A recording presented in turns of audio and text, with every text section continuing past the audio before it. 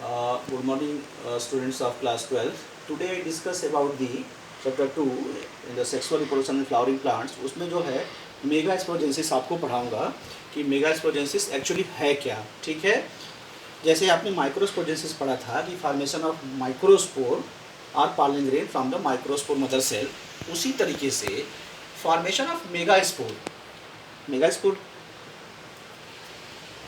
haploid from the megaspore mother cell, that is MMC, that is diploid by the process of meiosis or reduction division. फिर से समझ लीजिए कि megaspore का formation जो कि हैप्लॉइड होता है किससे हो जाए, मेगास्पोर मदर सेल से हो जाए जो कि डिप्लॉइड होती है. किसके द्वारा हो जाए, किस प्रोसेस के थ्रू ये मेगास्पोर्स बनते हैं?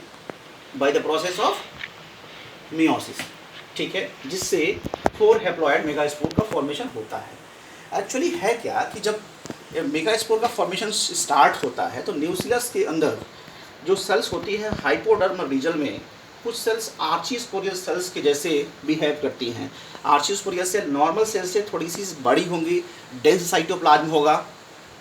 अब या इसके साथ दो कंडीशन है कि आर्चीस्पोरियल सेल या तो directly spore mother mega spore mother cell जैसे बिहेव करना स्टार्ट कर देती है कुछ प्लांट्स के अंदर, या ये डिवाइड होकर के दो लेयर ऑफ सेल्स बनाती है, पेराइटल सेल्स और प्राइमरी स्पोरोजिनस सेल्स, जो आगे फर्दर चल के क्या बना लेते हैं, मेगा स्पोर मदर सेल बनाते हैं. ये स्पोरेंजियल इनिशियल भी सीधे कहाँ चेंज हो जाते हैं, मेगा स्पोर में चेंज हो जाते हैं, और ये प्राइमरी स्पोरोजिनस सेल्स भी किस में चेंज हो जाते हैं, मेगा स्पोर मदर सेल में चेंज हो जाते हैं. Mega spore mother cell diploid होती है, ये अंडरगोज होती है, अंडरगोज करते जाती है. It is undergoes in the process of by the meiosis.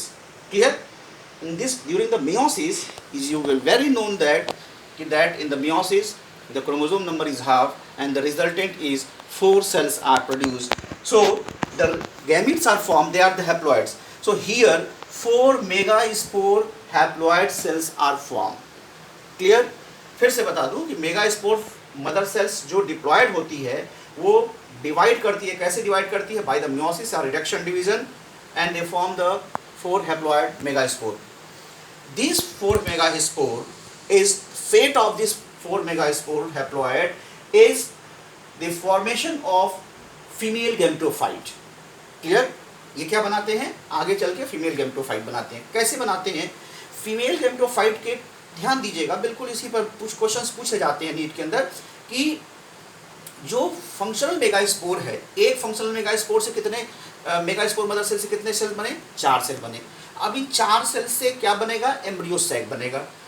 अब जब डेवलपमेंट होता है तो पहले क्या होता है कि पहले जो 3 सेल्स होती है माइक्रोपाइलर वाली वो डीजनरेट कर जाती है. लिखा है 3 सेल्स आर डीजनरेट्स, मीन्स डिटोरिएट हो गई.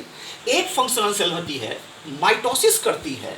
ठीक है, और माइटोसिस करने के बाद 7 सेल्ड, ठीक है, ये पोलर न्यूक्लियाई फ्यूज होकर के जो है कि सेकेंडरी न्यूक्लियाई बना लेती है. 7 सेल एक न्यूक्लिएटेड स्ट्रक्चर बनाती है जिसको कहते हैं फीमेल गैमेटोफाइट कहते हैं, या एम्ब्रियो सैक कहते हैं. ठीक है, एक फिर से बता दूं कि फंक्शनल 3 सेल इसमें से डीजनरेट कर गए, खत्म हो गए.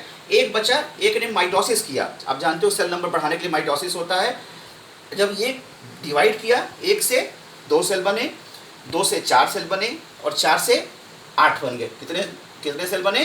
7 सेल 8 न्यूक्लिएटेड. ये जो सेल होती है ये सेकेंडरी न्यूक्लियाई भी बोला जाता है. ये फ्यूज होकर के 2 न्यूक्लियस एक में होते हैं, एक से सेल काउंटिंग की जाती है. ठीक है, ये जो होती है वो एक सेल में काउंटिंग की जाती है. ये दोनों एक, ये जो है एक एम्ब्रियो सैक का, मोनोस्पोरिक एम्ब्रियो सैक का एम्ब्रियो सैक स्ट्रक्चर है. ये मोनोस्पोरिक क्यों कहा गया? क्योंकि एक फंक्शनल मेगास्पोर से बन रहा है.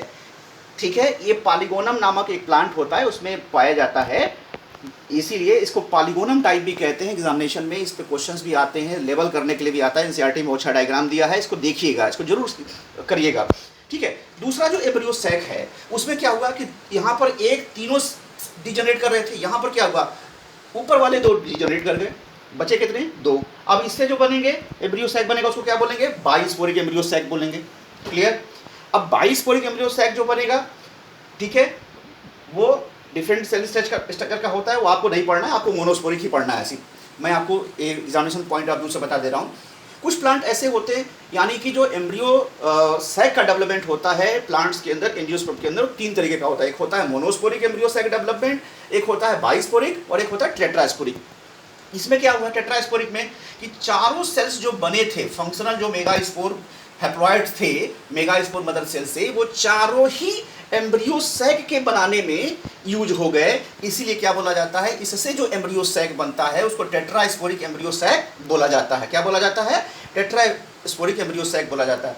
मोनोस्पोरिक क्यों बोला गया, फिर से रिपीट कर दूं, क्योंकि एक फंक्शनल मेगास्पोर माइटोसिस किया, स्ट्रक्चर बना, क्या बना, फीमेल एम्ब्रियो सैक बना या एम्ब्रियो सैक का डायग्राम बना। एम्ब्रियो सैक में देखोगे एंटीपोडल सेल होती है जो फर्टिलाइजेशन के समय डिजनरेट कर जाती है। पोलर न्यूक्लियाई फर्टिलाइजेशन के बाद इंडोस्पर्म बनाती है। आपने नारियल का पानी पिया होगा तो नारियल का पानी क्या है, मिल्की जो होता है वो इंडोस्पर्म होता है, ठीक है। एग सेल होती है, जाइगोट बनाती है। सिनर्जिड जो होते हैं पॉलन ट्यूब को अपने तरफ अट्रैक्ट करते हैं। कुछ और भी स्ट्रक्चर होता है ऑप्टेटर वगैरह, मगर डिटेल क्लास अगर मैं आपको कभी मैं इसका नोट्स दे दूंगा आपको, तो आप समझ लीजिए कि प्लांट्स के अंदर एम्ब्रियो सैक का डेवलपमेंट 3 तरीके का होता है, एक मोनोस्पोरिक, बाइस्पोरिक और टेट्रास्पोरिक। एक सेल से बने ये बना तो मोनोस्पोरिक, 2 सेल से बना तो बाइस्पोरिक, और 4 सेल में बने तो टेट्रास्पोरिक। So thank you.